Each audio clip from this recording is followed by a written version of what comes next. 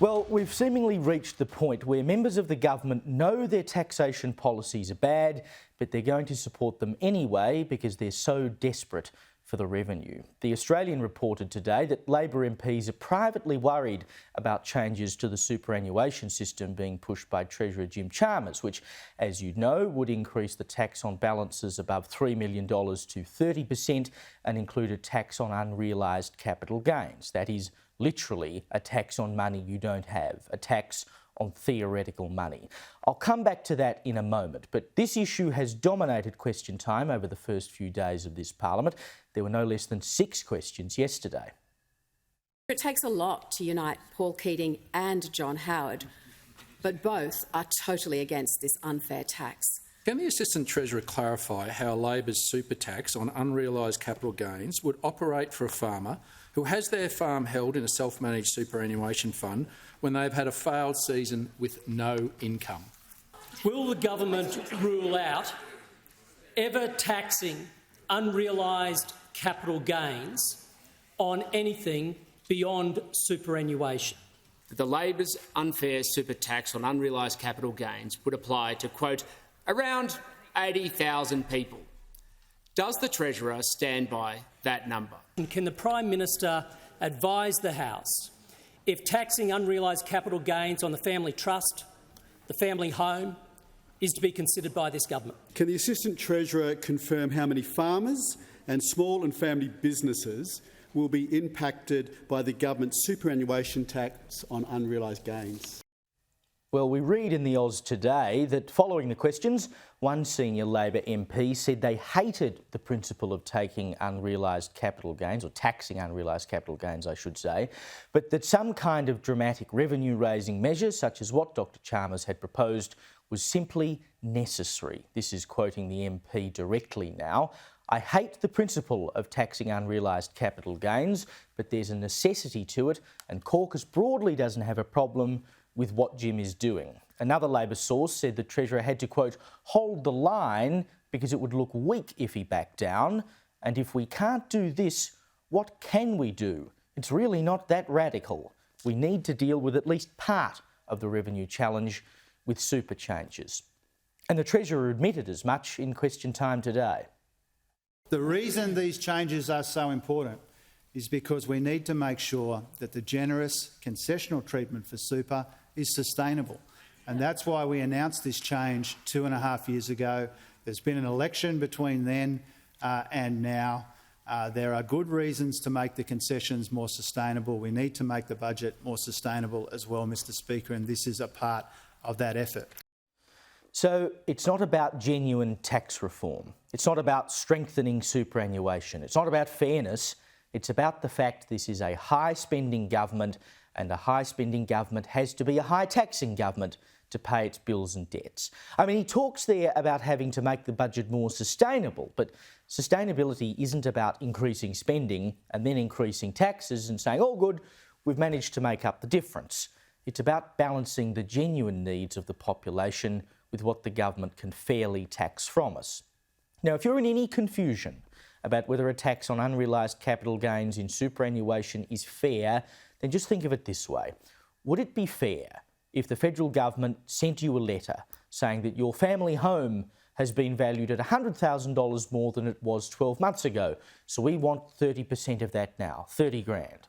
You don't actually have that $100,000.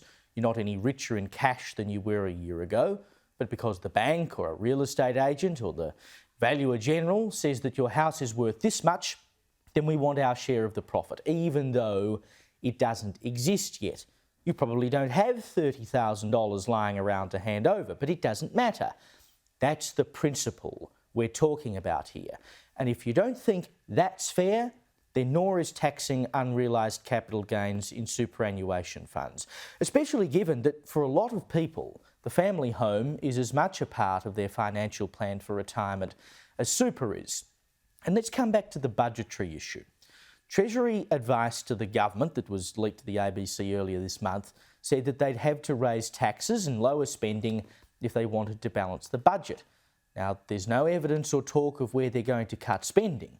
So if they don't do that, the only option is to tax even harder. It'll start with this stupid and unfair super tax, and then there'll be more, because unless Anthony Albanese and Jim Chalmers want to look Australians in the eye and tell them that they're going to take things away from them, which no government seems to want to do anymore, then they have no other choice. And make no mistake, this is a big spending government, and the spending is only increasing. Now, bear with me here. I'm going to go through a lot of numbers, but it spells out, or counts out, I suppose, just how much the budget has grown. In real terms, the budget has increased significantly. For instance, Dr. Chalmers spent $650 billion in his first budget in 2022. Now, adjusted for inflation, that's $710.25 billion today. But this year's federal budget had spending of $785.7 billion. So in real terms, they're spending $75 billion more than when they came to government. And you might say, well, the population is larger, so naturally spending will be larger. And sure, that is true. But again, when you adjust the budget for inflation, in 2022, there were roughly 26 million people in Australia, and the government spent $27,306 per head. Today, with nearly 28 million people, they're spending $28,117 a head. So government spending per person has increased by about $800 since Albanese came to power. And compare that to how things looked a decade ago when Tony Abbott was Prime Minister and Joe Hockey was Treasurer. In 2015, the budget was $428.6 billion. And again, to be fair, I'll adjust that for inflation. So that $428.6 billion would be $553.6 billion today. Now, there was a population 10 years ago of nearly 24 million, which means the government was, in today's money, spending $23,239 a head. So a decade ago, when Abbott and Hockey were in charge, it was $23,239 of government spending per person adjusted for inflation, and today, under Albanese and Chalmers, it's $28,117 per person. That's an increase of $4,878 per head, nearly $5,000 extra per person who lives in this country. Now, if Albanese and Chalmers had the same spending per head today as we did under Abbott and Hockey, again, adjusting for inflation in real terms, the federal budget would be $136.3 billion cheaper. It'd be $649.4 billion instead of $785.7 billion. That is how much spending has increased. An increase in government spending hasn't been caused by inflation. It's been caused by the government throwing around more and more money. And where do they get that extra $136 billion from? You. They have to tax it out of you. And they have been. But if they want to try to keep the budget afloat, and remember, we're about to hit $1 trillion of debt, and if they're not willing to cut spending, then it means they have to tax you even more. That's what this super tax is about. Even people in the Labor Party know it is wrong and unfair, but they are not brave enough to take on the real problem, which is spending. So they'll push and support policy that they know is bad simply because they are weak and they're going broke.